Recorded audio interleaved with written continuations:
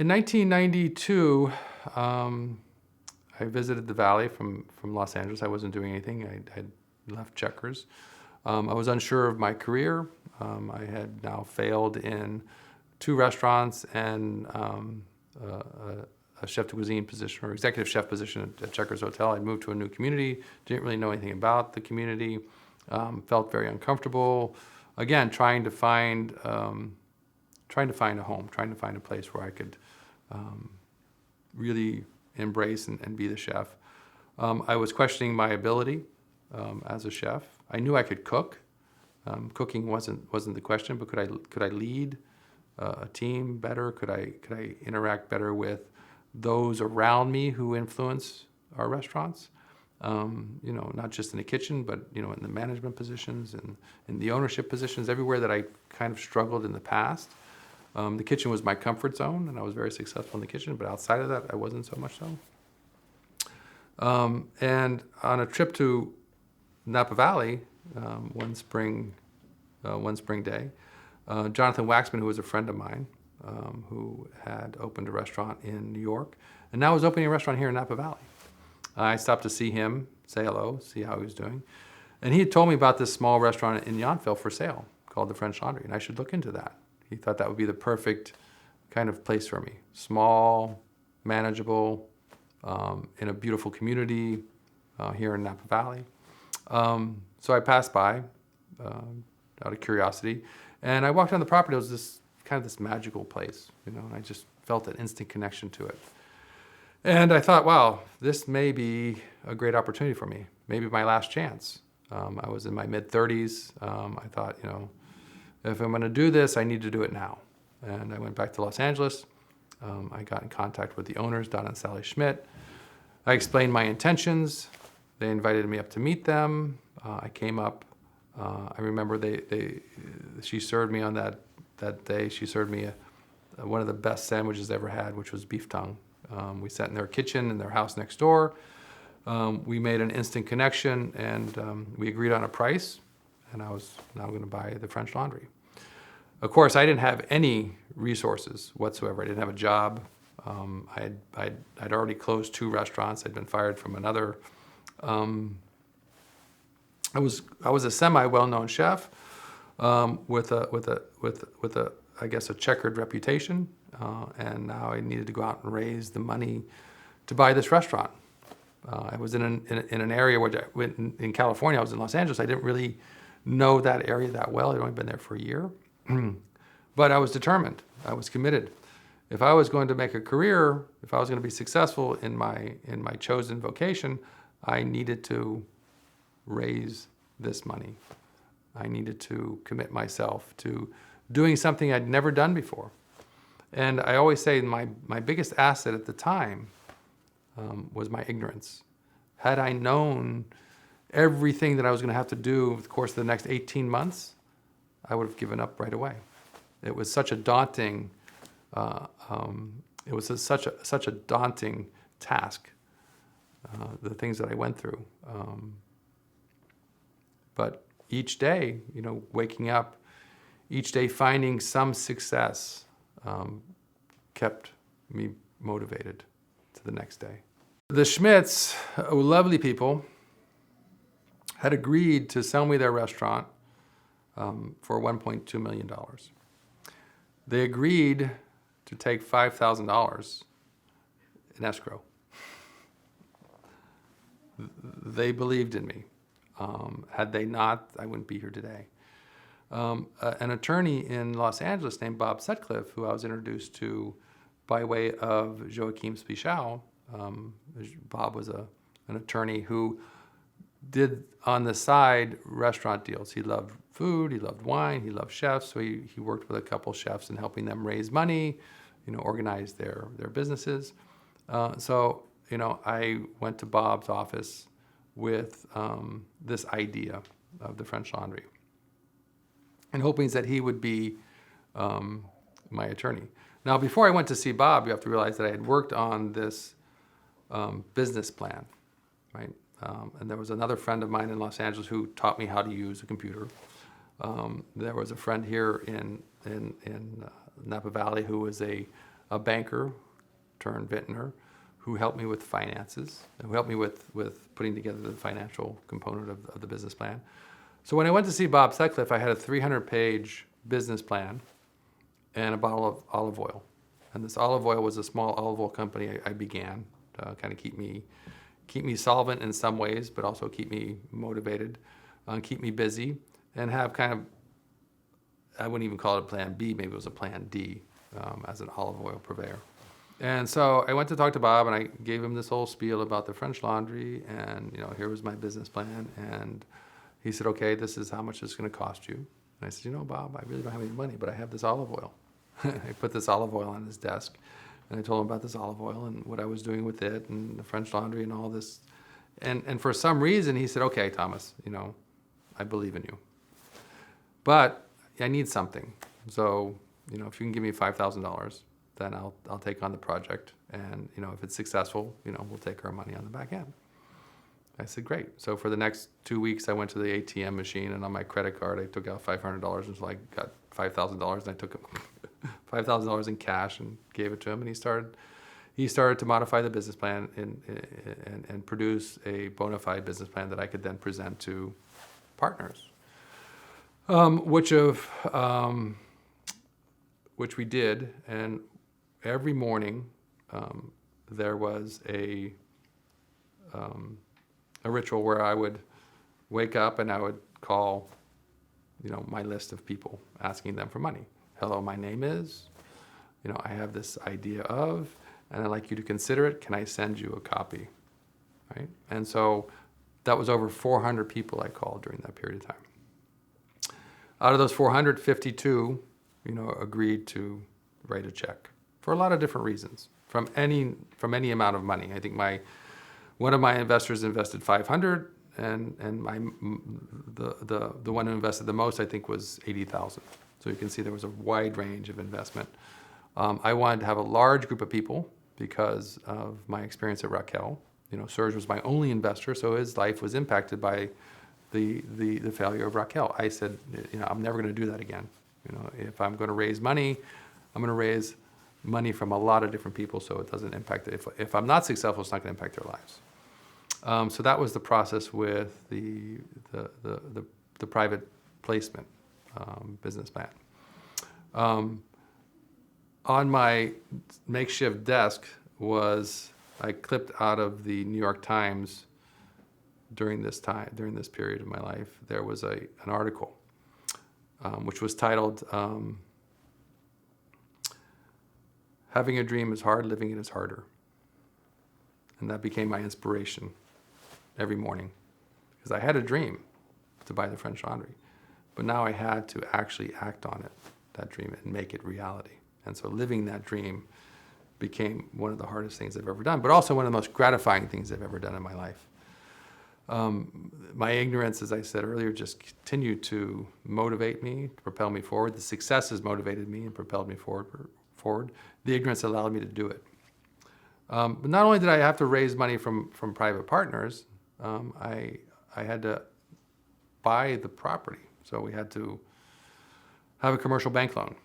So I went to different banks, several banks. All of them loved the idea, but turned me down. Turned me down primarily not because there wasn't value in the property, but because I had a tax lien in New York City. And this tax lien was based on our failure at Raquel. So I had to go back to Serge, because I didn't have any money, and had to ask Serge to satisfy the tax lien, which my portion of it was considerable.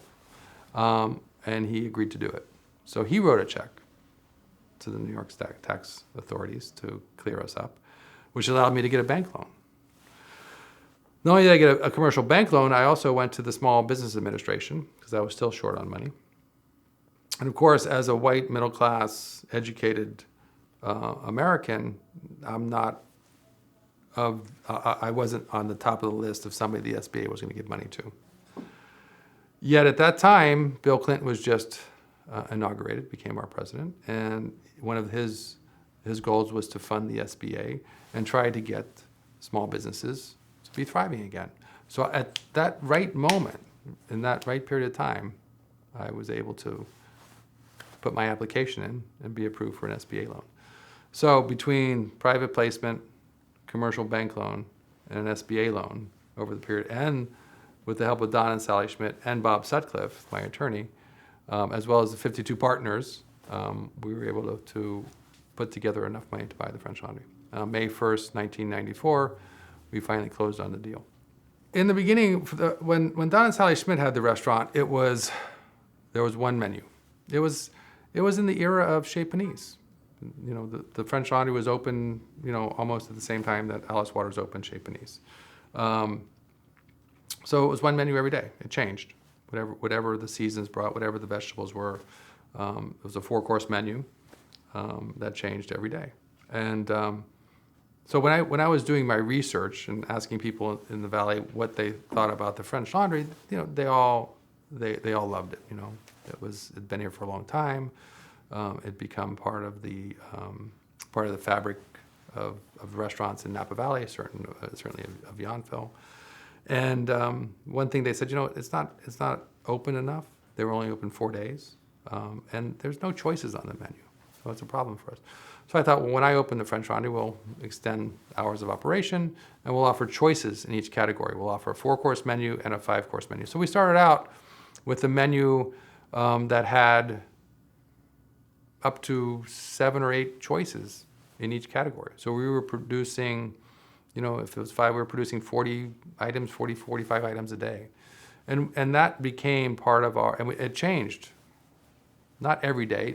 We changed every day. Not everything changed every day, but the menu changed every day. It was part of our culture, part of our philosophy, part of the philosophy that we had embraced from Don and Sally Schmidt. As time went on and we became more and more popular, we realized that we realized that we wanted to add a tasting menu. So we added a vegetable menu, which was 7 courses, and we added a tasting menu, which was 9 courses. So now we increased our production from 40 items to 60 items. It was a daunting task for us every day to produce this menu. And as time went on, we realized that we started selling more and more tasting menus. And so in conversations with the dining room, you know, the course of a person's experience there was they would come in and they would ask. They finally got into the French Laundry. It was a great, you know, it was a wonderful moment for them. They didn't want to make the wrong choice. So they would ask the captain, so what should I eat tonight? Well, we have this and we have this.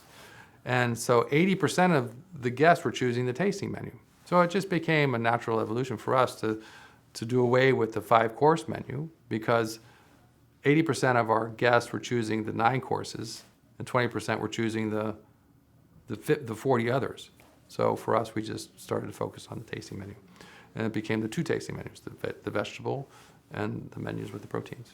We used to think about luxury as choices, right? The more choices you had, the more luxurious it was. Well, I could choose, you know, you go to a hotel and you had 6 pillows to choose from. It's like, wow, I could choose any one of these pillows. But which one really is the best?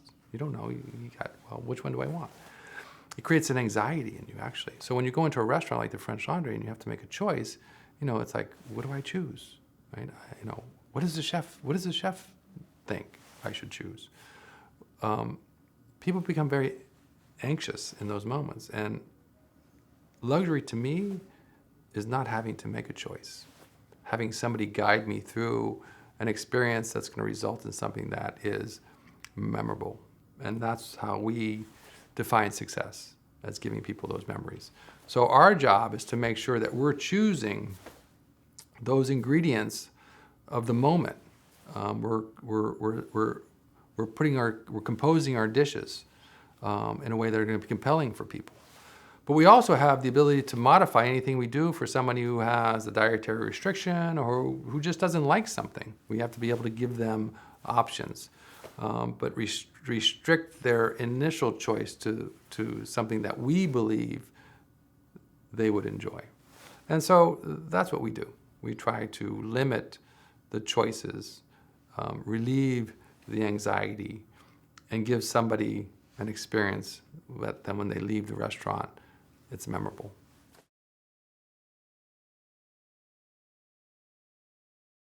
It's pretty extraordinary when someone with the capacity, with the authority, with the attention that Ruth is able to says that you're the most exciting place to be in America. I mean, it changes your life, of course. And so we were very, of course, flattered. We were very honored.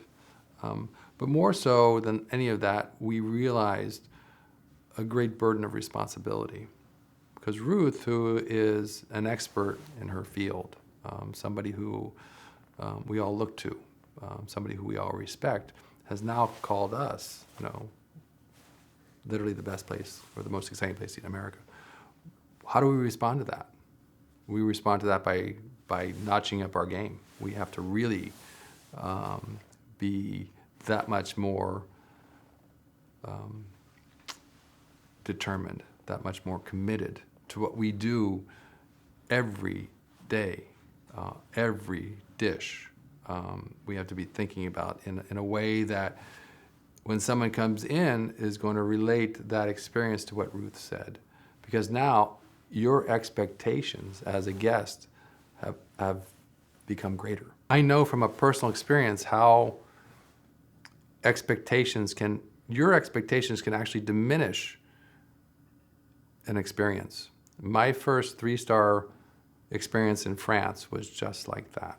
I had been reading about this restaurant for years. It was considered one of the best restaurants in the world. The chef was highly regarded, 3 Michelin Stars. I mean, extraordinary chef. And I went to his restaurant, had lunch on my way to Arbois. And I left thinking, wow, what's so great about that? Right? He served me pigeon and peas with morel mushrooms. We had a beautiful foie gras to start, and we had, I forget the dessert. And I realized 3 or 4 months later that it was a perfect meal. And it was my expectations that got in the way of my experience. This was my first 3-star restaurant, and I walked in there thinking that, I don't know what I was thinking. I was thinking that, I don't know, fireworks, I don't know, whatever. And it just didn't happen. But in retrospect, it was beautiful. The pigeon was beautiful. The peas were just so perfect. The morel mush, everything was just right. And I didn't appreciate it.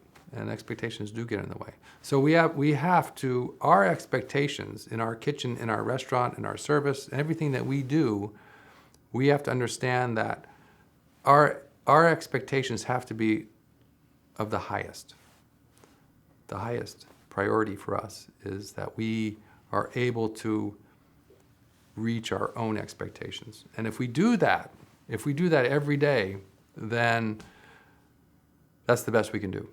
And we can feel comfortable that we have given you the best.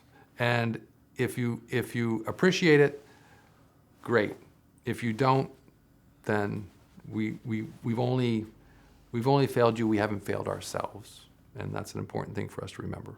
Ruth Reichl's article, as important as that was, there was an article prior to that, which very few people recognize or realize, but there was, at this time, newspapers still had a social columnist, okay? And in San Francisco, we had Herb Caen. Herb Caen was a great writer. He knew San Francisco in and out. He wrote a social column every day. Herb Caen came to dinner at the French Laundry, and Herb always wrote maybe two or three sentences about an experience he had that he wanted to share. He had dinner at the French Laundry, and he wrote 3 paragraphs about the French Laundry. Now, people who are interested in food and wine, they'll read the food section of the New York Times, or the Chronicle, or the LA Times, or any newspaper. They'll pick up Bon Appetit magazine, or Gourmet, or Savoir, or any of the magazines. They'll pick up the food guides. Everybody read Herb Caen, whether you liked food or not. Everybody. So that was really the beginning for us of our success in Northern California. And of course, that catapulted us to, again, be financially successful, which allowed us now to commit our resources in so many different ways. We built our new kitchen. We were able to expand our staff. I mean, we did so many different things. We opened Bocuse. Yeah. So it was really, at each moment there's these important. Every moment's important, and as important as Ruth's was, Herb's was the same. The Schmidt's, the story of the French Laundry, for me, is just an incredible story, because everybody who was part of the process, who was part of that evolution, who was part of that project, has impacted it in so many different ways.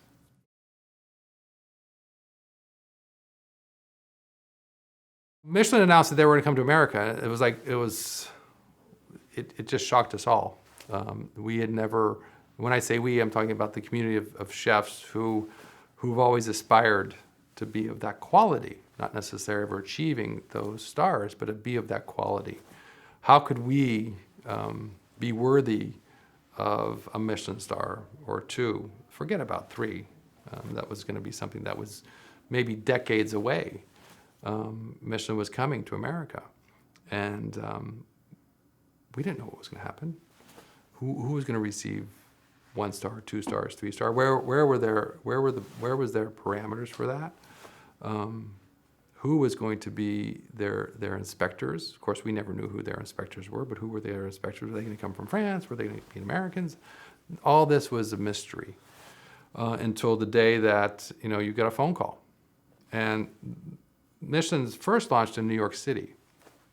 So per se was, in the forefront of that first launch in New York. Per se opened in 2004, Michelin came in 2006. And it was interesting because at the time of the announcement, Laura and I were in France for I believe it was a Traditions and Qualité conference, which is a French association that we belong to. And we had a choice of getting on an airplane and missing the phone call, because it was going to come at 10 o'clock in the morning New York time, which was 4 o'clock in the afternoon in Paris. We would have been on a flight, so we would have missed the phone call. Or we could stay in Paris, maybe get a phone call, but miss the celebration in New York. So we chose to stay in Paris, because the phone call would have, to miss a phone call as being one of the first Michelin-starred restaurants in America, being one of the first American chefs to receive potentially a Michelin star, would have been too much of I think of a moment in my life that I'd want to give up. So of course, it wasn't going to come until 4 o'clock in the afternoon. So we had all day to walk around and just, kind of try to patiently wait. At 4 o'clock in the afternoon, we were on the West Bank, in front of one of the department stores over there, I think Sumatran or one of the great department stores of Paris. And the phone rings, and it's Jean-Luc Naret, who was the director of Michelin. And he said, Thomas, I want to be the first to congratulate you. You have received there was a pause. You've received the highest rating in Michelin, 3 stars. And I was just, I was like, it was an emotional moment. I caught my breath and I said, of course, I thanked him very much. And I said, one of the things that I want to assure you of is, again, it's great to achieve this recognition, but now it's our responsibility to make sure that the guests that come to our restaurant have that experience. And I want you to know that we're committed and dedicated to this honor, to this award, to this achievement, and we'll do our best to maintain the reputation of a 3-star restaurant in America. And then we were left with, where are we going to celebrate? What are we going to do? We just received 3 stars. Of course, we called the restaurant. There was jubilation.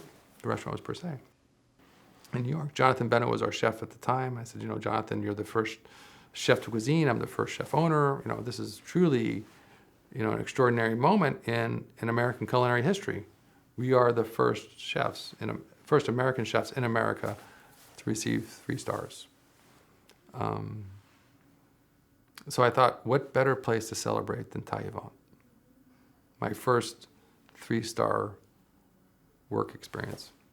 So I called Taillevent, and of course, Jean-Claude Vernet said, please, welcome, come over.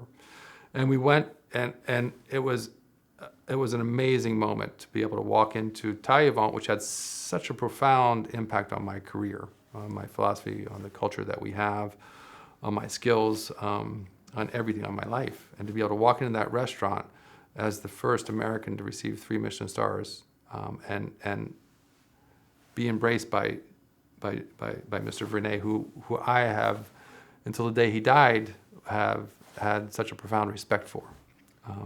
And he set us down right at the first table. We had an extraordinary dinner. He actually sat with us, and his wife Sabine told me as we were leaving, she said, you know, I've never seen my husband ever sit down with anybody in this restaurant. He sat with us for about 5 minutes and chatted. It was just one of those magical moments. We got on a plane the next day and came back to New York and, of course, celebrated again. The following year, Michelin was going to launch in San Francisco. Again, we don't know what to expect. I mean, we're the mothership. You know, we're the foundation of Thomas Keller Restaurant Group, and certainly the inspiration for Per Se. We can only hope that we can achieve that. And Jean-Luc Naret was coming to San Francisco himself because he wanted to have an after party, celebrate to introduce the Michelin Guide in 2007. And he flew in from Paris with 4 other executives from Michelin, and they had dinner at the French Laundry. And so there were 5 of them. And about midnight, he finished about midnight, and he came back to the kitchen, and I was standing in the box in our little office in the kitchen chef's office, and I was cleaning, doing my nightly cleaning rituals. And, you know, he came in, he snuck in, he said, I just want to tell you, you're going to get a phone call tomorrow, and you're going to be really happy. So I went home, I took a shower like I normally did, and I came back to the restaurant and gathered everybody around, and I said, you know, I think we're going to have a great day tomorrow. So we opened a glass of champagne, and of course the next morning he called me and he told me that French Laundry, again, had received the highest recognition from Michelin Guide, 3 stars. Again, I told him, you know, how proud we were of that, and now it was our responsibility to make sure that we lived up to the reputation. And he said, oh, and by the way, Bouchon got 1. Those were 2 of the greatest moments of my life, and to have that, you know, it's still hard to believe that, you know, we are considered on the same level as those great restaurants in France that have inspired me and so many of my colleagues and so many others to try to achieve greatness. My father was a Marine, so at the time I was born, he was stationed in Camp Pendleton, which is right near Oceanside in California. And although I was very young, one of the things I do remember about Camp Pendleton, and is one of the regiments had for a mascot a tiger. And so as a young boy, you know, this tiger was in this massive, well, I don't want to say penned in cage, but, you know, just standing there watching this, you know, beautiful, elegant, ferocious animal was something that was very captivating.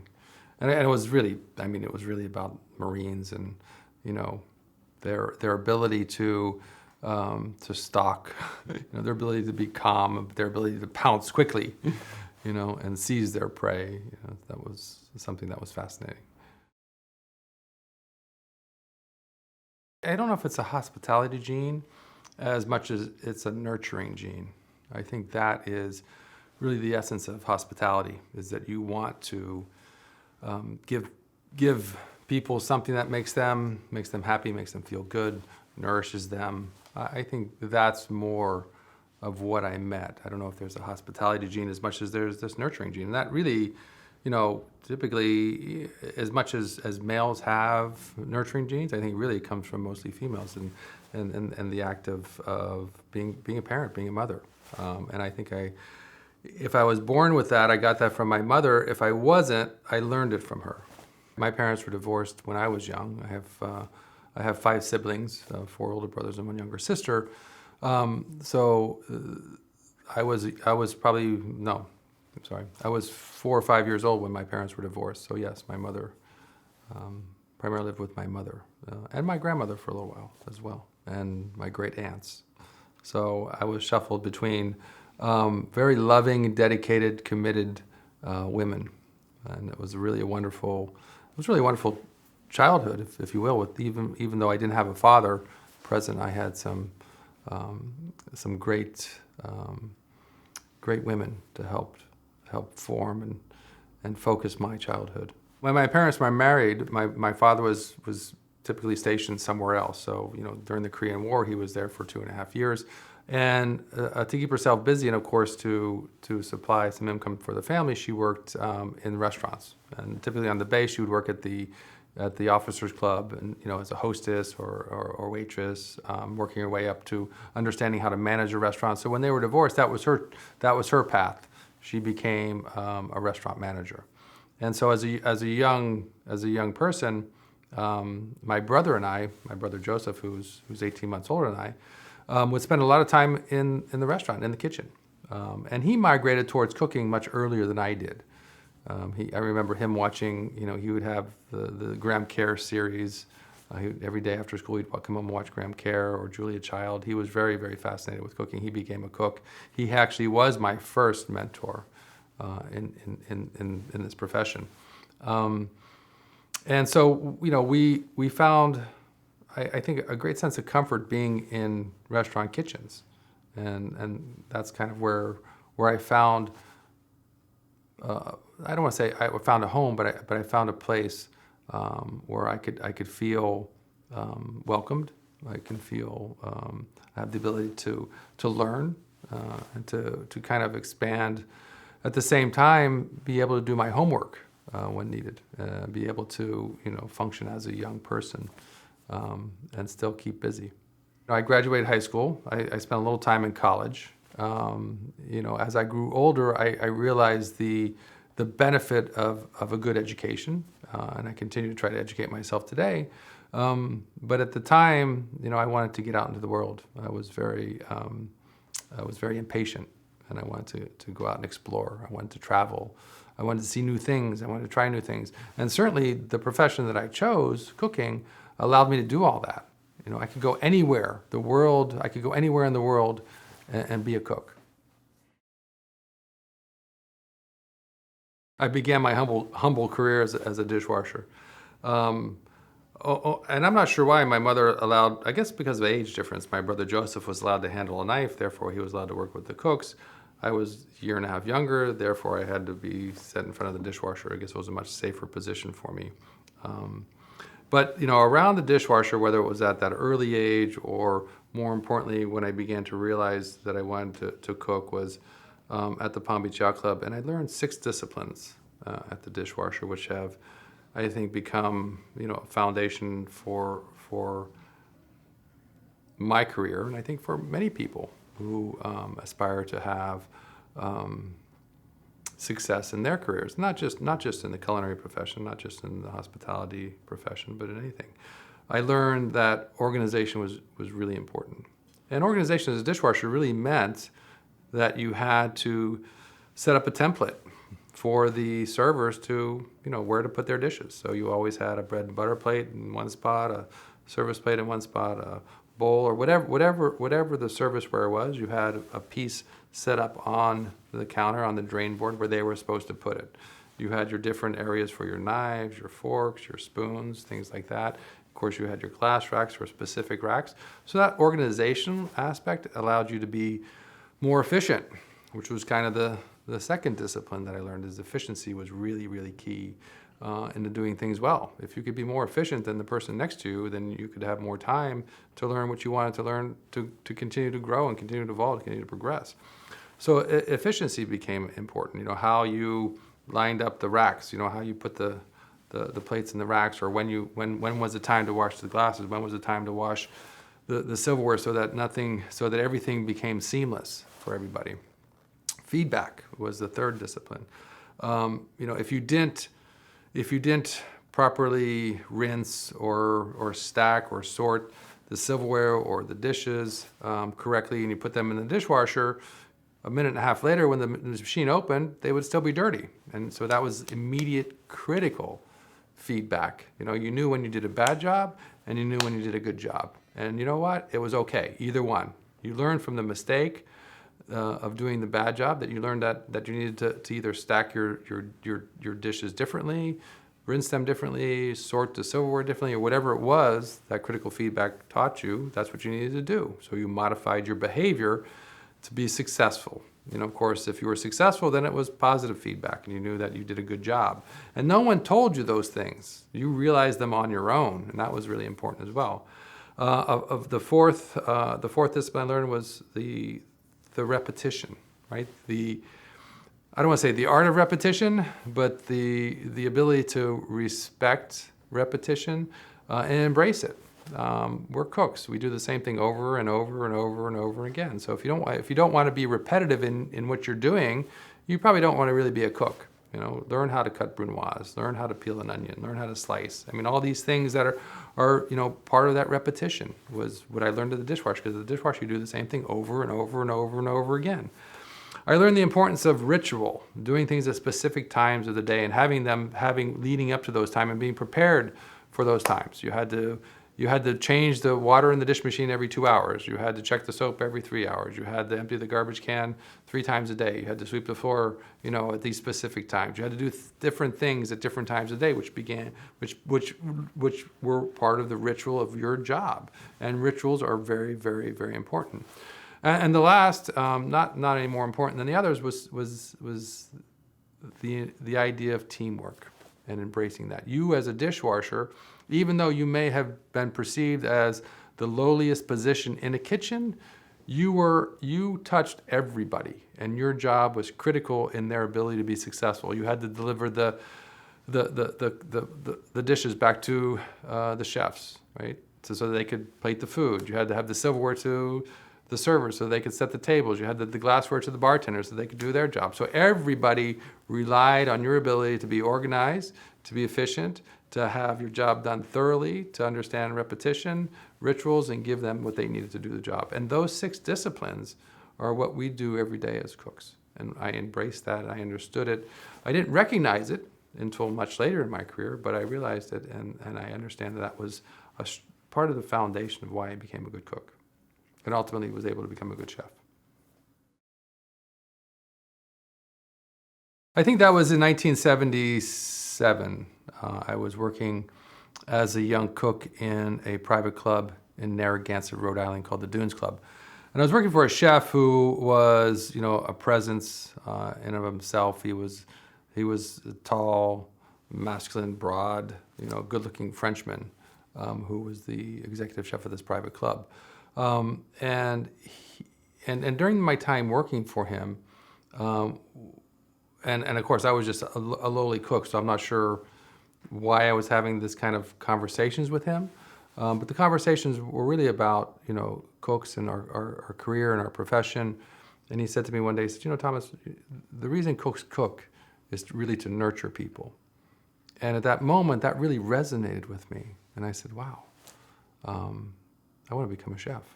Our job as chefs and as restaurant owners today is not just about our restaurants. Of course, we want to make our restaurants better, but our overarching goal is to elevate the standards of our profession, and we do that by training, by mentoring, by giving the skills, knowledge to those next generations, so that they can not only help us in our restaurants, but then go out and be impactful in other restaurants, and of course, hopefully one day open their own restaurants. We all have our own core values, and I think that we can identify them when pressed to define them. We live by them day to day, not necessarily having written them down. And it wasn't until I had an executive coach for a period of time, and he asked me, he said, so Thomas, one of his first questions to me, what are your core values? And it wasn't something that I thought about before. But within a half an hour, I defined what they were, just because that's how I felt, and that's how most people are. Now, our core values can be related to a lot of different people. Some of them defining the same way, others not necessarily. But they understand them, they feel the responsibility to them, and I think that's what makes our culture so strong. I think people take it for granted that we're just cooks in a kitchen, or you're just servers serving food, or you're just sommeliers serving wine. But there is a lot of work, being done, certainly in the past 20, 25 years, that have helped us as a profession to really have an impact, not only on our profession, but on the consumer, and now have an impact on the way our food is being produced, is being grown, is being delivered. And that's a very important thing for us all. The books that I read as a kid were mostly, adventure books, Kon-Tiki, things like that. When I started to cook, the first cookbook that I received was from my mother. It was very interesting because the authors were Vincent and Mary Price. And it was their recipes of the great restaurants that they had experienced around the world. And it was this beautifully leather-bound book. And I'm sure my mother bought it for me because of the quality of the book, not necessarily the quality of the content. So my first culinary disaster was a recipe from this book. And it just goes to show you, at the time, the lack of availability of ingredients in our country. There was a recipe in there, and I can't remember the name of the recipe, but it was a recipe from a very famous restaurant in Italy, and it was, I believe, spinach pasta with prosciutto di Parma, Parmesan cheese, and butter. Very simple. But of course, there was no recipe for the spinach pasta. And of course, at that time, I was very young in my profession. I said, well, how can I make pasta green? I'll dye it green. So food color came out. We dyed the pasta green. We couldn't get prosciutto di Parma because it just wasn't available in this country. So we used a dried Virginia ham, which was overly salty.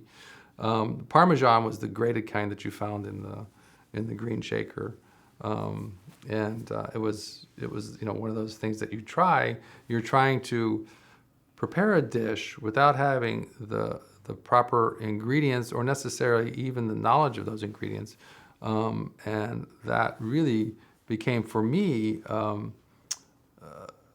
real building block, because I understood that. I understood that if I was going to cook a recipe, if I was going to produce a recipe, I needed to have the correct ingredients. I needed to have the knowledge and the skill in order to prepare it. Otherwise, it wasn't going to be good. It was not very appetizing, but you already made the commitment to do it, right? So you had to follow through, and you had to serve it, and you had to take kind of the feedback, the critical feedback, and just say, okay, yeah, I made a mistake. And really, mistakes are such important building blocks for success. And so that was a mistake I made that I never made again. And I learned from that. I learned that the ingredients were important. I learned the technique was important. I learned skill, knowledge. Where did the dish come from? Why was it produced in that part of Italy? Those things. The second cookbook that I received, which was from my mentor Roland Hennin, was My Gastronomy by Fernand. Now, Fernand was, at his time, in his era, which was the 30s and 40s, he was the greatest chef in France, and therefore, of course, the greatest chef in the world. His restaurant was La Pyramide in Valence, in France, and he had great chefs that worked for him. Paul Bocuse was a commis at his restaurant. His book, which was extraordinarily inspiring, was a book of stories. The first half of the book was a book of stories, a book about his restaurant, his experience, his guests, his wife, his team, his chef. And then the second half of the book were recipes, but not recipes like we recognize today. There were no quantities. There was no real technique. It was a narrative. It could be as short as 2 paragraphs.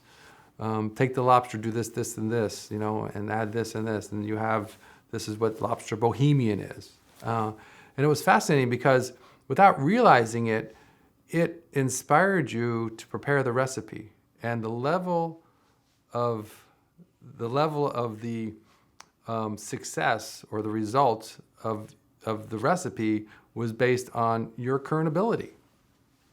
Right? So the lobster bohemian came out the way you interpreted it at that time. A year later, your skills, your experience were increased. And if you made that same dish, it would be different.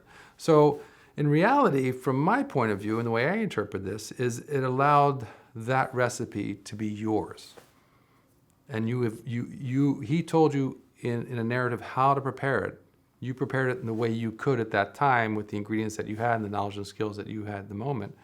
And it evolved with you. If you kept after it year after year after year, that dish evolved into something else. Each time you made it, it was yours. It was not necessarily his. And I thought that was just brilliant in the way he wrote that book.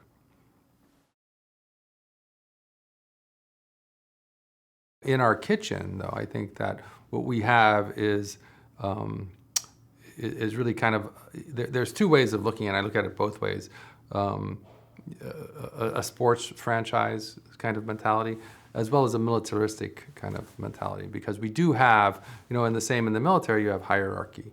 And I think that's very important, certainly in a kitchen as well as other places in many professions, where there's this instant command response.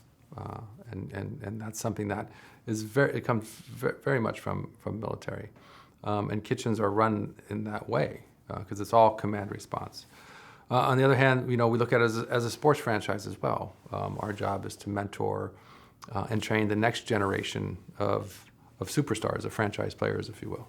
Most of the kitchens that I did work in, you always have, the chef, the sous chefs, the chef de parties, the commis, and that's a very hierarchy system where, everybody looks to the chef for the direction, the sous chefs to implement it, the chef de cuisines to perform it, and the commis to support it, right? So that's kind of that's a system that's been in place since Escoffier codified, a French kitchen, in the early 1900s.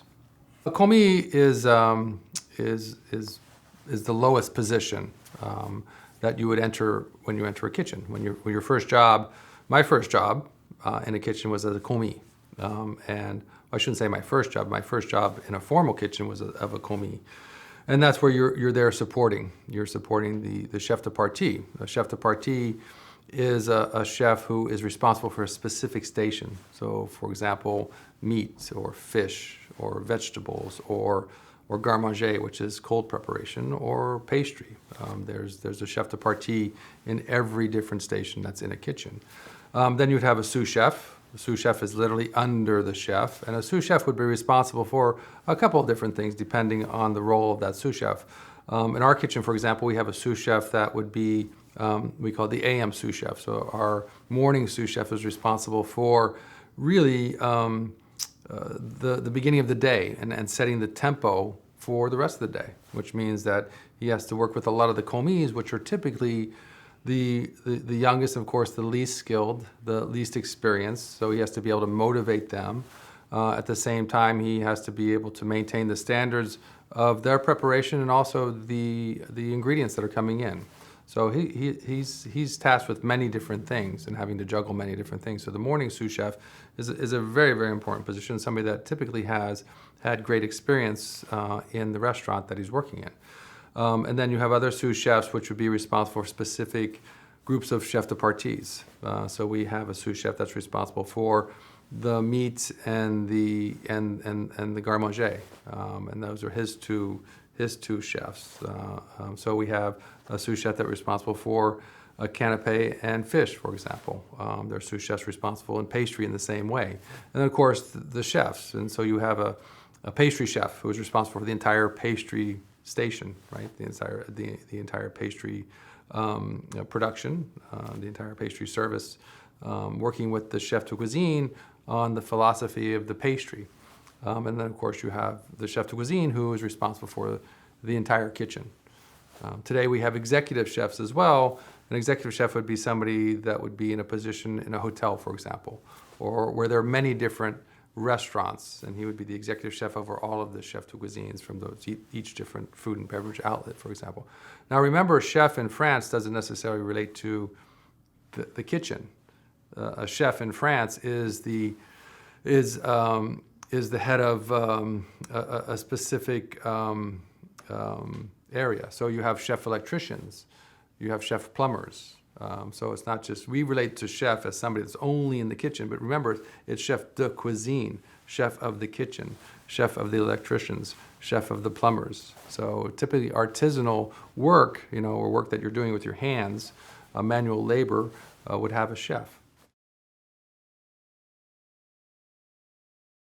In the early 70s, when I really started cooking, for me it was really about the process. It was about the engagement with others. It was about that physical activity that was so compelling for me. Working with a group of other young men on a line, in a high stress environment where it's very intense and you're cooking food. I mean, it's actually performing, and it's a function, and it's physical.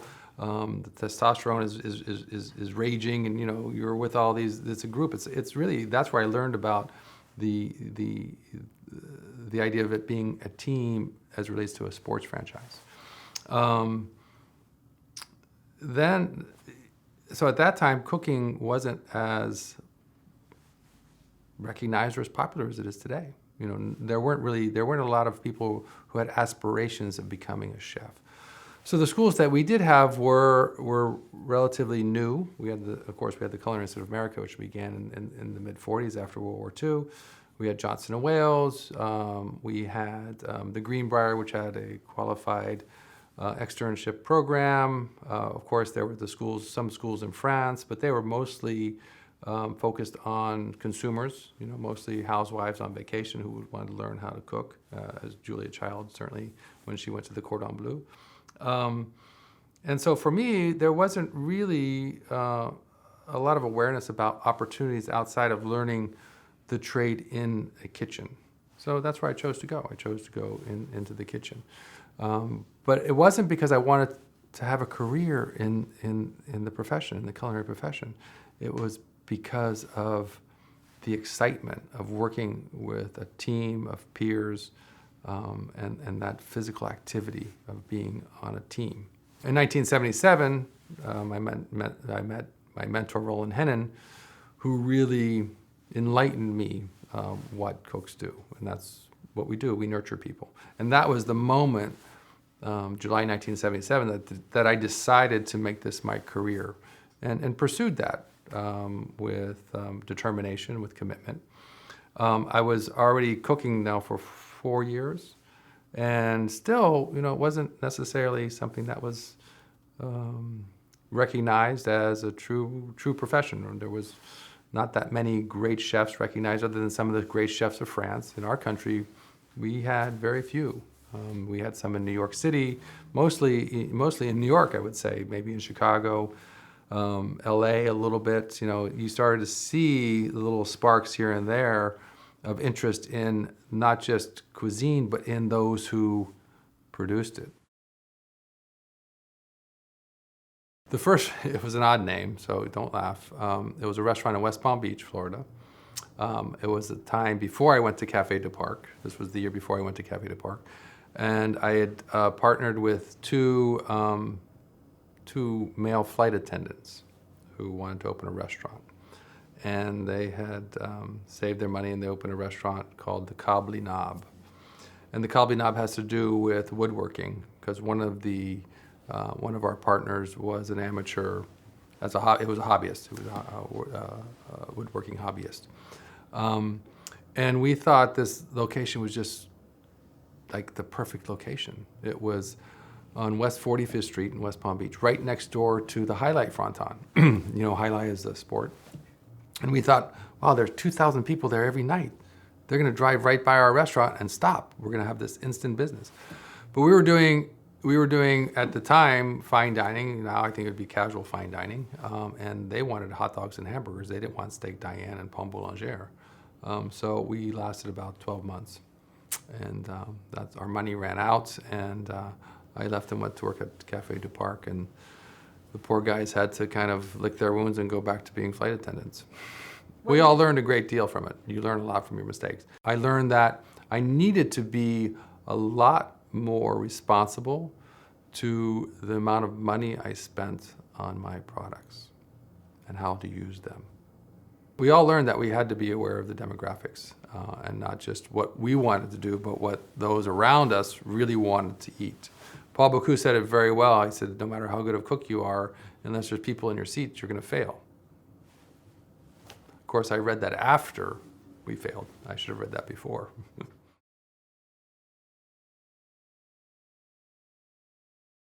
The best restaurants were the restaurants that you were aware of, right? If you picked up a Michelin guide, if you picked up the New York Times, even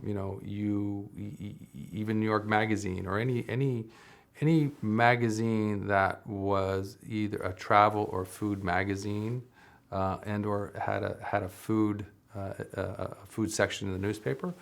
At that time was always talking about the great restaurants in France and the great chefs.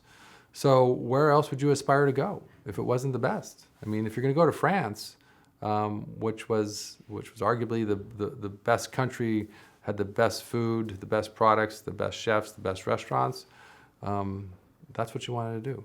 And so I set my sights high.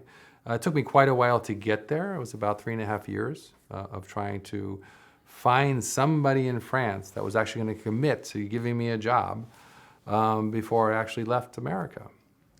Many times the advice was, "Oh, just go. You'll find a job. Just go over there. Somebody will hire you." I wanted to make sure that I had somewhere to go to. I wasn't convinced that I was just going to travel to France and knock on somebody's door. But in reality, that's actually what happened. Where I ended up having the commitment from was a 1-star Michelin restaurant in Arbois, which is in the Jura, which is in eastern France, just below Alsace. A place I'd never heard about before, a restaurant I'd never heard about, but someone suggested I write them, and I did. And I arrived at the front door, and a large matronly woman, met me, and she was very harsh, and she took me up to my room, which was this small cubicle with a window, but the window was covered with dust, which I thought was dust. And that was my room. It was poorly lit, and I had to arrive at work the next morning in the kitchen downstairs at 5:30, and they would show me what to do. And the kitchen downstairs at 5:30, my first job was to shovel coal into the ovens. And I realized that my window wasn't covered with dust. Well, it was covered with dust, but it was covered with soot, with coal dust. And the kitchen that I was in was nothing like any kitchens that I'd been in America. And I realized that that's not why I came to France. And 3 days later, I packed my bag early in the morning. I snuck out the door, caught the train, and went to Paris, and ended up staying at a friend's apartment for almost 2 years, and literally knocking on people's doors for a job. I was a stagiere, and I was doing a stage, which is, you go into somebody's, it's almost like it's an apprenticeship, if you will. It's an externship, if you will. It's going into someone else's kitchen and actually becoming part of that kitchen. And it's up to that organization or that chef to define what you'll do. So, I did different things in different kitchens because each chef needed a stagiaire in a different way. It was a normal thing, and it still is today. We've reached an interesting crossroads in the stagiaire program because the labor departments need to get involved, and if you have somebody in your kitchen, it's not a learning experience, they're actually working, therefore you have to pay them. It's this whole process, which has really kind of made it really difficult for us to have a proper stage in the kitchen. And it really truly is a place of learning. And yes, there are some restaurants around the world that would use the stage in an inappropriate way by making him stand in the corner and peel potatoes. That's, for 3 months. But a true stage in a restaurant that has integrity and understands their responsibility and the purpose of a stage gives you a great opportunity to learn. And I have to say that period of my life, that period of my career in France, was so important to who I am today, and really helped me understand a lot of things about running a restaurant that have supported my career and my success. Fortunately, for those 3 years, I was trying to find somebody to commit to giving me a job. I was also, saving my money. And so I had a little bit of savings. My saving grace when I moved to Paris was my friend Serge Raoul, who allowed me to stay at his apartment, so I didn't have rent to pay. You're working in a restaurant, and in France, you work in a restaurant Monday through Friday, and you work, both services, lunch and dinner. So you get to work at 9 o'clock in the morning. You prepare for lunch. You have lunch. You work through service. You take a break at 3. You come back at 5:30. You have dinner. You set up for dinner. Then you have dinner, and then you work until 11 o'clock at night. So 5 days a week. I didn't have to. My meals were paid for. I was at work, so I didn't have to spend any money entertaining myself. It was really only on Saturday and Sunday that I kind of had to support myself through eating or eating and or entertaining myself. So it was really, I was in a comfortable position in my living quarters, and I wasn't really spending a lot of money. I mean, entertainment was going to the Beaubourg and taking a French lesson in the audio class downstairs, or going through the museums or walking around Paris. I mean, you're in Paris. There's many ways to entertain yourself without spending a lot of money. I went to move to Paris in 1983, so I've been cooking now for almost a decade. I'd committed myself since 1977 to make this my career, so I've been focused on working and I've chosen French cuisine and haute cuisine as my métier, so I was focused on that. My sites to go to France and work at specific restaurants were already defined. So when I got there, I had a good foundation of technique, a good understanding of classic cuisine, certainly the understanding of the vocabulary in a French kitchen. So I was a little further ahead than some of the other stagiaires that were there, who were much younger than I were, who were more worried about how to make a veal stock or how to turn a vegetable or different things that are basic that I'd already learned. So I could focus on more of the details, and I was able to do that. And I think that's what made the difference for me, is not having to focus on the foundation of cooking, but be able to understand what made these restaurants great. And understanding that taille-au-vent, which was probably the single most influential for me, a great restaurant. Was it a restaurant that was breaking new ground? No. Was it a restaurant that was progressive and contemporary? Not necessarily. It was a restaurant that was extraordinarily consistent, and great restaurants have to be consistent. We can all cook. There's a lot of great chefs out there who can do a lot of great things, but to be consistent 300 days a year, lunch and dinner over and over and over and over again, is really, for me, what defines greatness. It's the one-hit wonders are one-hit wonders. To be there for a long time, to be impactful for a long time, to have a team that continues to evolve, to have guests that continue to come to your restaurant, to have that relationship with your partners or your suppliers. Those are really, really important things for me in a restaurant.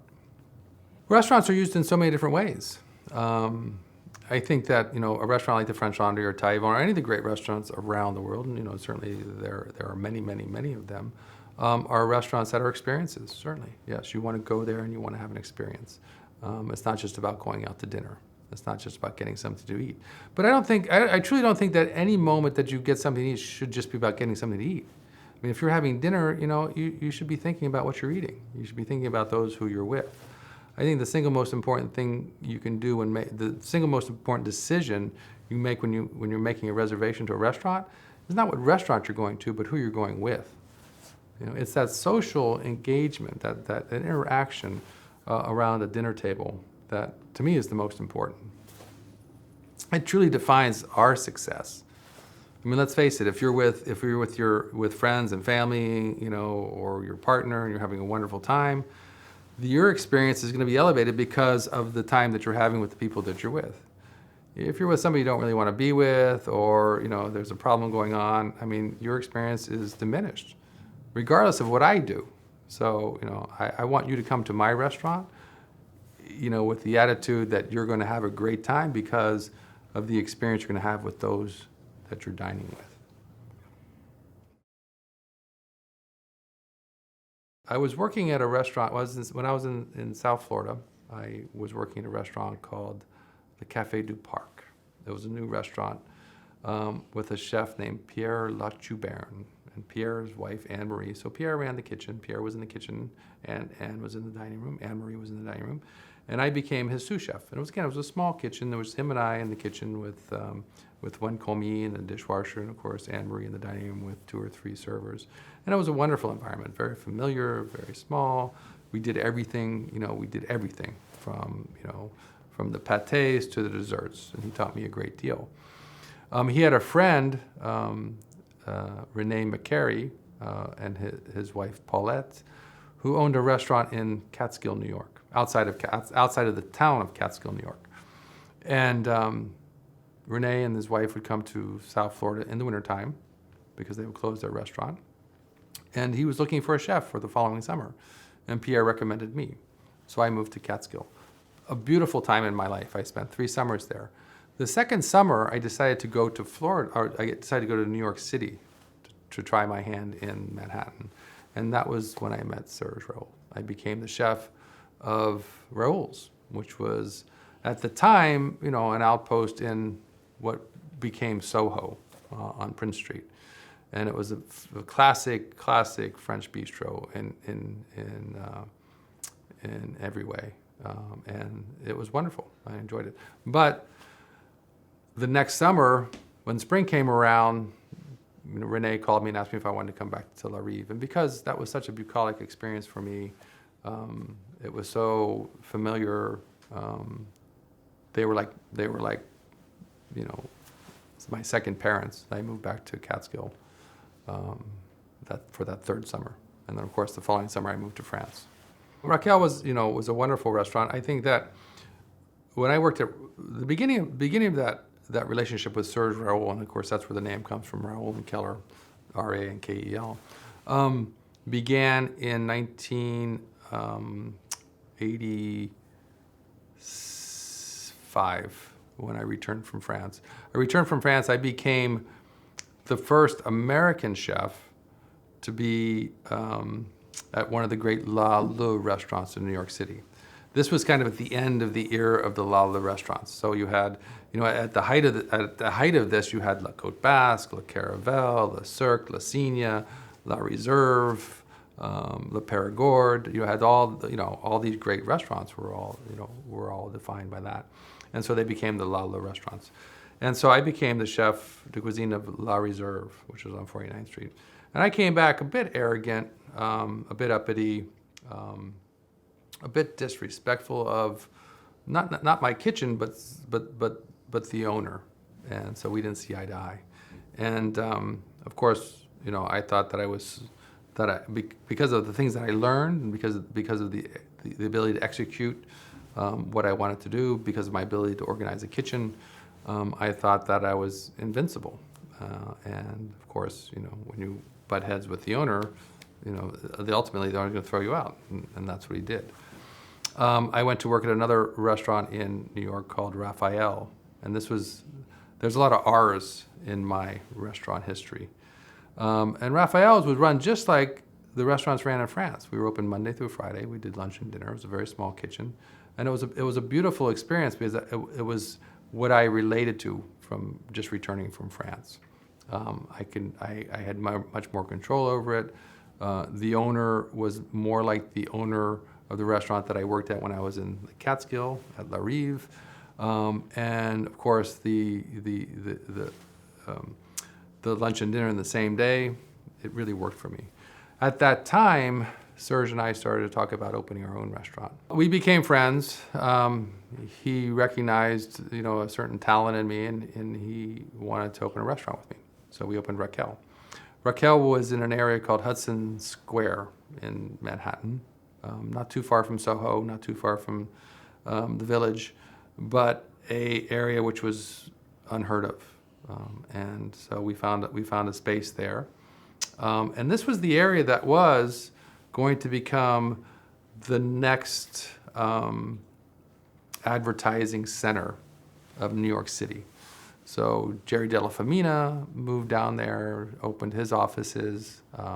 Saatchi & Saatchi, another huge advertising firm, opened their corporate headquarters down there. Then, of course, I think it was 1988 when we had Black Monday, and that was kind of the demise of that era of spending. And Raquel was in an area that wasn't really supported by a community or neighborhood around it. So we were one of the first restaurants to kind of fail. We converted the restaurant into Cafe Raquel.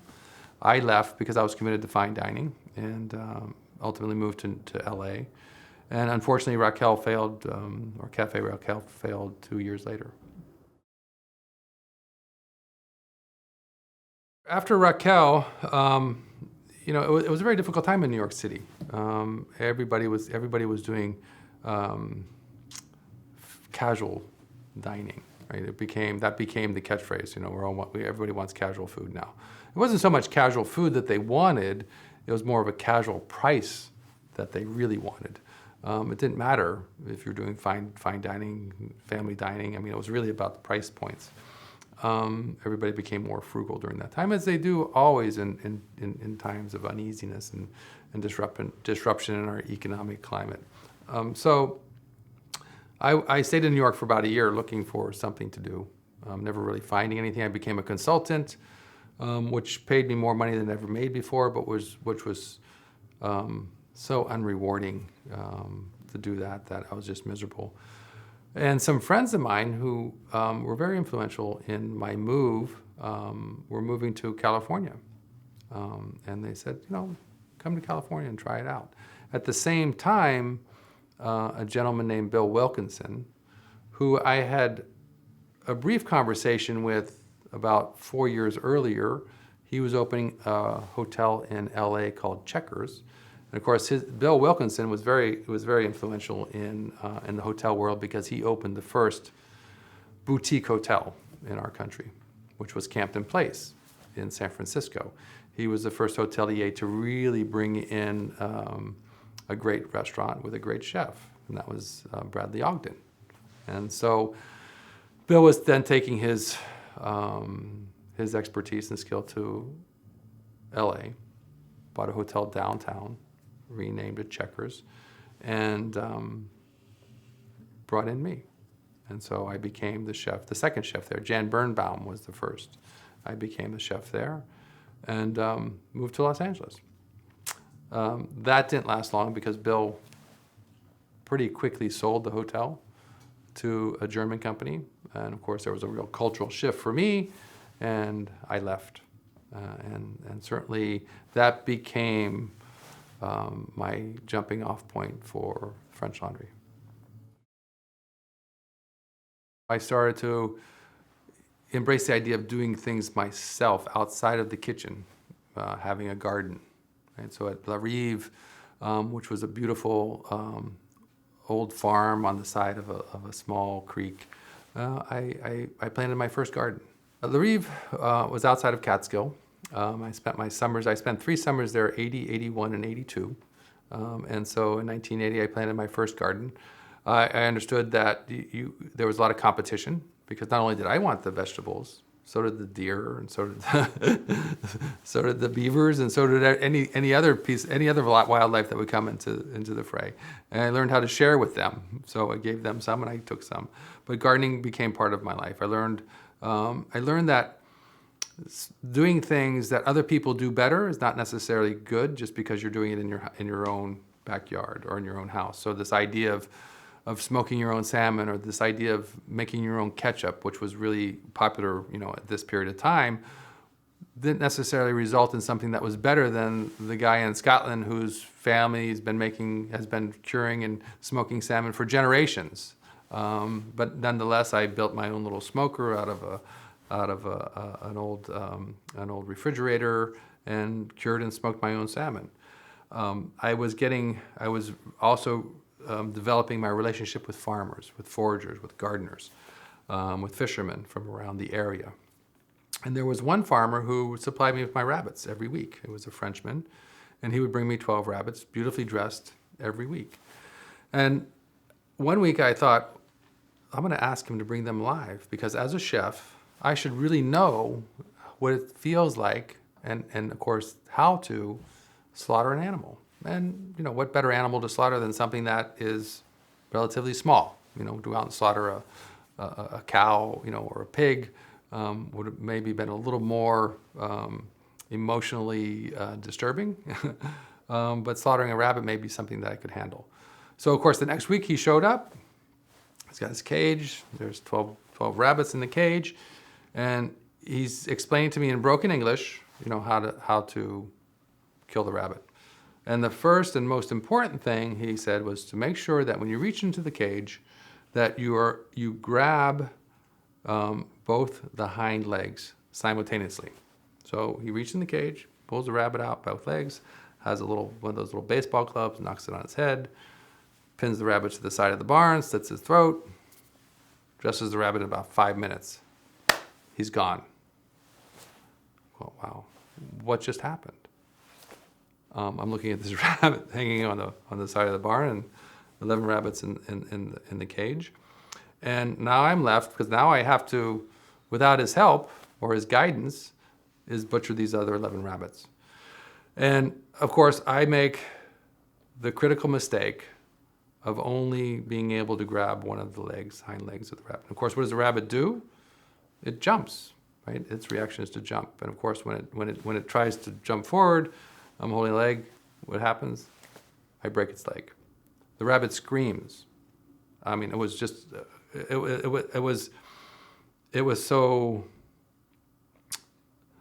such an emotional experience. I didn't know what to do. The rabbit screamed so loud that Paulette, the wife of the owner, came out of the house. Their house was just, maybe 50 yards away, thinking something had happened. And now I've got this rabbit that's got a broken leg, and I've got to kill it and dress it. And not only that, I've got to do the other 10. And I learned at that moment a profound respect for the ingredients that we have, a profound respect for those individuals who bring them to us, and how committed they are to what they do, and how committed I have to be to what I'm doing to respect what they do. And, waste became a really important part of that learning experience, making sure that, that rabbit, which gave up its life, I had to make sure that I utilized it in the best way I could, and every bit of it, and make sure that I paid attention to how I cooked it. To cook something and overcook it and then just throw it away would be just a waste of life. And so it just didn't go with our proteins. It went with everything, because every ingredient that we receive in our restaurants, or you receive at home as a consumer, somebody has spent part of their life producing that for us, and we have to be respectful of that, and make sure that we were able to nourish ourselves with the food that they supply us. And the rabbit story was that profound moment in my life where I learned that really deep sense of respect for everything that we have coming through our back doors. It was interesting because when I wrote the French Laundry Cookbook, it was an important story for me to tell. And of course, it's such an uncomfortable story for a lot of people that my publisher didn't want to include it in the book, and I made her.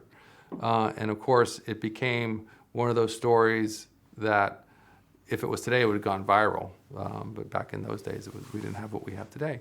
But the Gourmet magazine picked it up, and they thought it was very important. They ran it in one of their last issues. So. My mother passed away, unfortunately, by the time I went to France. My mother passed away in 1982. So I had gone to France in 1983. But my father was, I have to say.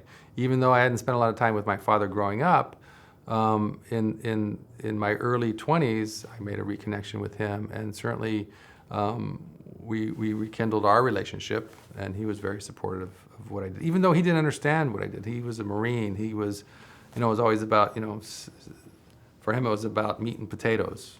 He was a man who would travel, 10 miles to save 10 cents on a bar of margarine, not even butter, and then he would buy 20 pounds of it to store in his freezer so that he could have it, whenever he needed it. He was that kind of, came from that kind of generation. He grew up in the Depression, was a Marine for 23 years of his life. He enjoyed nothing more. I think what he enjoyed the most when he would come out here with us and spend the summers here and ultimately moved here was actually getting in line for dinner with the team every night at staff meal. He liked that. It was camaraderie. It was familiar to him. It was something that made him really comfortable. One of his favorite things was to do was to sit in the parking lot early in the morning when our purveyors would bring their deliveries in, and he would always tell me he would save me $1 on a basket of strawberries, or he would be able to get an extra couple quarts of milk, and he was always the kind of guy who wanted to save money, and so he was very proud to be able to talk to our suppliers and get them to either give us extra or reduce our price. And he was always the one who was out there getting reservations for the restaurant. People walking around town, he would just chat people up and, my son owns a French Laundry, and they would say, can you get me a reservation? Oh, no problem. So we're always trying to fill the books in with his reservations. But I think his favorite thing to do was really to share moments with the young staff and just tell stories. He was a great storyteller. And his house was right next door to the French Laundry where he lived, and it was a common thing to go over there, after work in the afternoon at 4 or 5 o'clock when the morning team would be finishing up, and they'd be over there on his front porch drinking beer out of cans because he really liked canned beer as opposed to bottled beer. Those were things that he was familiar with. So, and just telling stories, and they would just be, they were 50 years younger than he was, and he would just be telling them stories, and they'd just be like listening, on the edge of their seats. And that was one of the favorite things that he did. What the Marines say so much about it is discipline, is that commitment to what you're doing, and more important, the commitment to each other. And that's what really we want to be able to instill, to teach our young staff, is that, the person standing next to you is your colleague. He's that person that's going to support you, that's not going to let you fall, and don't let him fall. And really, it's a team, and we're all in it together, and we all have to support one another. We're committed to one another. We're dedicated to one another, and the success of you as an individual is really based on the success of the team. Well, we love to do Thanksgiving, and Thanksgiving is one of those moments that's truly about that experience around the table, that family, friends. And, it really goes back to when I was a young child, and that was one of the meals my mother would cook, would be Thanksgiving. And she would spend, it seems like days, preparing Thanksgiving dinner. It's a small four burner stove with one oven. It takes you a long time to prepare dinner. But it was such a wonderful moment that lasted for days afterwards because you had all the leftovers. And so when we started to think about Thanksgiving here at our restaurant at the French Laundry when we first opened, we started thinking about that, serving that kind of meal, which was a meal that allowed you to interact with it. In other words, you carved the turkey, you served the food, and then you took the leftovers home. As we continued to evolve with that idea, we realized that the veterans here weren't having that kind of experience. And so we committed ourselves to doing that. So on Thanksgiving Day at Bocuse, that's what we do. We invite those from our veterans home here in Yountville down to experience a meal around a table in a familiar place with food that is nourishing in every way. We want to make sure that we pay respect to them, and it's one of our. We also support the Semper Fi Foundation, which is actually in Camp Pendleton. One of the things that I don't believe we do enough of is to help our veterans, our servicemen and women. Mentor is it's interesting because, again, these things have happened in my life kind of by coincidence or by some divine plan. I'm not sure which one. But Paul Bocuse, who has been an icon in our profession, someone who I've always looked up to, somebody who changed the way our profession is perceived, somebody who's changed the way we eat, literally changed the way we eat, started a competition, international competition, 28 years ago, to bring the world together on an international level. for a culinary competition that resulted in relationship building, in teaching, in awareness, in camaraderie, and helping to expand the awareness of our profession around the world. America had competed since the beginning, but never even came close to the podium.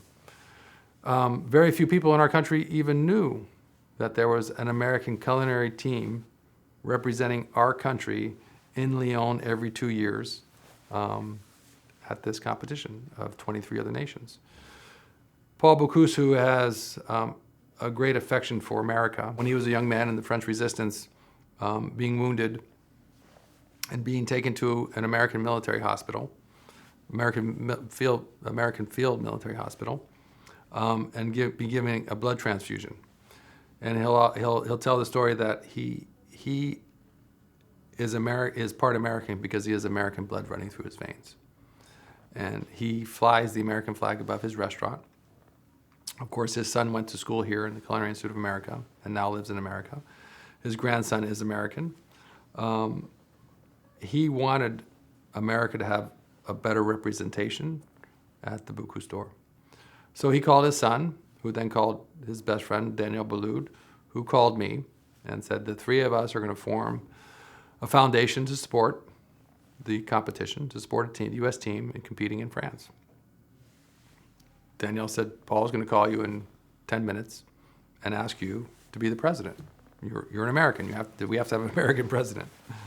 I said, okay. So sure enough, Paul calls me 10 minutes later and asks me to be the president. And what do you say to Paul Bocuse? What do you say to any chef? You know, you never say no to the chef, right? It's always we, chef. Yes. So I said, yes, chef. And so that began the day of our quest to get on the podium. We all promised him that we would do our jobs collectively in organizing a foundation that would support a U.S. culinary team to compete in Lyon and actually reach the podium. Our first year was 2009. We sixth place. It was a young chef from the French Laundry, Timothy Hollingsworth. Our second challenge was in 2011. We fell to 10th. In 2013, we raised to 9th. In 2015, we finally reached the podium. The first time the Americans have ever been on the podium in France. We won silver. Philippe Tessier, who was a young chef, our sous chef at French Laundry, formed the team and made the challenge. And we were so proud. It was such a moment for us because we represented our country. In the same way that our U.S. Olympic athletes represent our country, we feel the same way in our profession. It's not everybody knows it like that. Not everybody has that much awareness of it. But for our point of view, the sense of national pride that we have in what we do, the commitment that we have during that 2-year process of training, choosing and training those young chefs, because it takes a year to train them. The commitment they make to doing the same, talk about doing the same thing every day. I mean, that's it. It's so repetitive. They're working on the same preparation, the same compositions, the same dishes, the same recipes, day in and day out for that entire year period. And then going to France, and in a 5.5-hour period, producing those 2 proteins and serving it to 24 international judges. It's an extraordinary event, extraordinary undertaking. It's the stamina, the commitment, the dedication to the craft is unparalleled. And to reach the podium for the first time, Danielle, Jerome, and I felt that we had finally been able to give Paul what we promised, was the Americans on the podium. And it was fascinating, and again, certainly we were very proud and honored. The next day in the Lyon newspaper, the headlines, Paul's dream realized, America reaches the podium. We got silver. So it's bronze, silver, and gold. But it wasn't about the team that won gold. It was about Paul's dream realized, America reaches the podium. And so I am in his restaurant the next day because every morning after after the competition, he does a breakfast for the winners.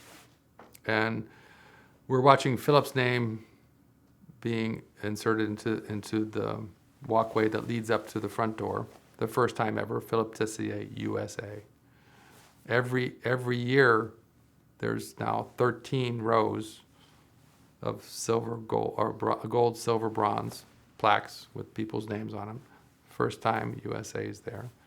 I'm standing at the pass in Paul's kitchen. I'm standing next to him, and I'm just telling him how proud I am, how much I love what he's done, how much I love him. And we finally achieved what we promised, to reach the podium. He looks at me with a smirk in his eye and says, "Gold." So he's still pushing. As much as he was satisfied, he says, "You're not quite there yet. You got one more to go."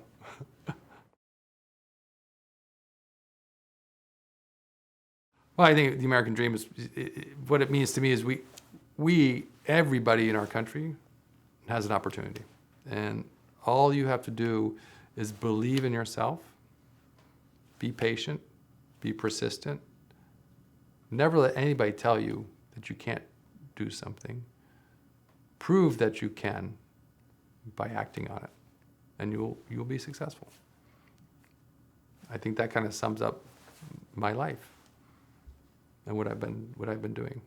I can only hope for the next 20 years that I'm able to continue to dedicate and commit myself on a different level to our profession and to my teams, and continue to offer them the ability, the platform to elevate themselves. We are only as good as those who come after us.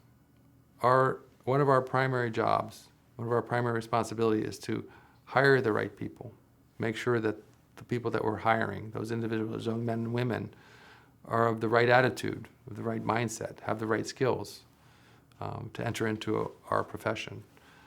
We have to give them training, and that training goes on not for 2 weeks or 2 months, but that training goes on their entire time that they're with us.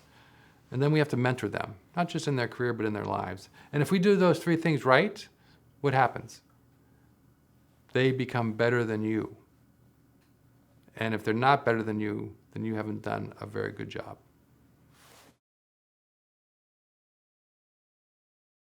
I've had some extraordinary honors in my life. I've achieved things that I could never even dreamed of. And certainly receiving the Legion of Honor from President Sarkozy was beyond anything I could ever dream of. And I really have to thank those who nominated me, Daniel Boulud, Paul Bocuse, Jerome. In the process, I wasn't really privy to the process that you go through, but I remember receiving the letter from the president of France telling me that he was proud of the work that I've done in my field, and that I deserved to be recognized by the people of France, and to receive the Médaillon de Légion d'honneur was their way of expressing their gratitude, and asking me if I would like to be hosted at the Élysée Palace in Paris later that year to receive the medal from him, or to receive the medal from an officer of the Mérite Légion d'honneur that was of a higher rank than I was. And it wasn't a difficult decision for me, as much as I would have appreciated and certainly had deep respect to go to France and receive it at the Élysée. I knew right away that I would prefer to have somebody else pin that medal on my chest. And it was, again, a coincidence that Paul Bocuse was going to be in America that March or that April, and I could have him pin the medal on my chest. So we had a gathering at Per Se in New York, where we invited the ambassador from France, who came, and a lot of my colleagues, of course, Danielle Jerome, Alain Ducasse was there, Jean-Georges van der Richten, and it was a great celebration. And of course, he was the one who took the medal out of the box and pinned it on my chest, and it was one of the most, I think, extraordinary moment in my life to receive that kind of recognition from a country that has defined for me what great cuisine is.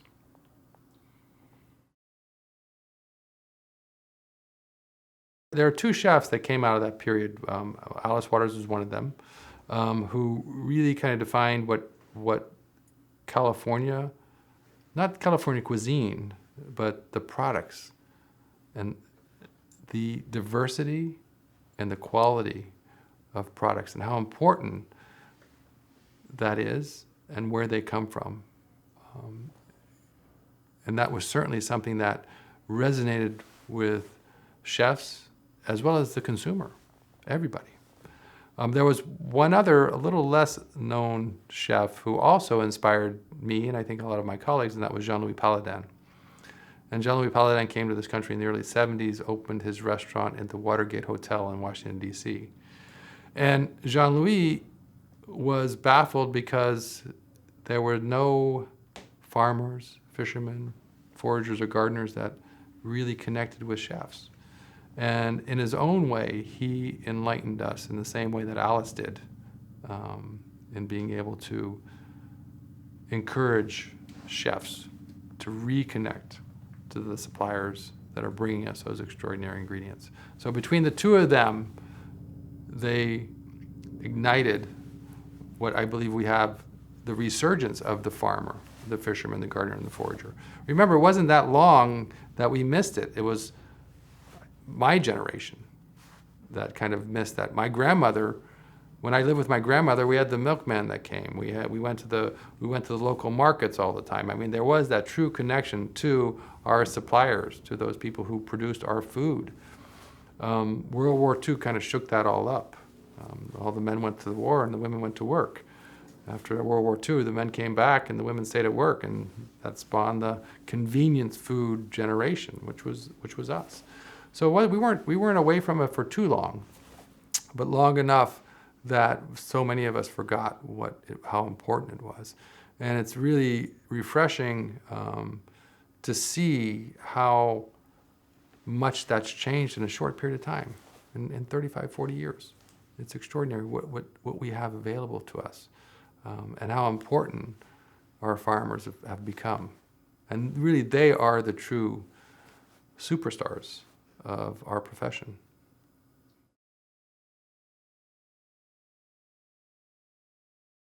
We began, of course, with caviar. I mean, caviar and blini. So they do this extraordinary blini there. It comes out in a beautiful pan. It's just breathtaking to look at. Very classic. The aromas, the butter, and of course you have a tin of caviar and beautiful glasses of champagne. What better way to start a celebration than that? And then, of course, we had foie gras, poached foie gras, warm with turnips, spring turnips, peas, and a beautiful consommé of duck, rich but at the same time light. Right? And then, of course, the famous dish that they did, which I saw so many times, was saddle of lamb, renunade, which means that it's a saddle of lamb stuffed with its kidneys, served with palm puree on the side, and asparagus. It's, again, just classic, but just perfectly done. And cheese, the cheese cart always comes by in France, and you have so many selections. And, it's just, you're at that point, you begin overeating because you want to try each one of them. And of course, then to finish the meal was the famous marquise au chocolat, the chocolate marquise with the pistachio sauce, something that I made almost every night during my time at Taillevent. It was a perfect meal to celebrate a perfect moment with the best people in the world.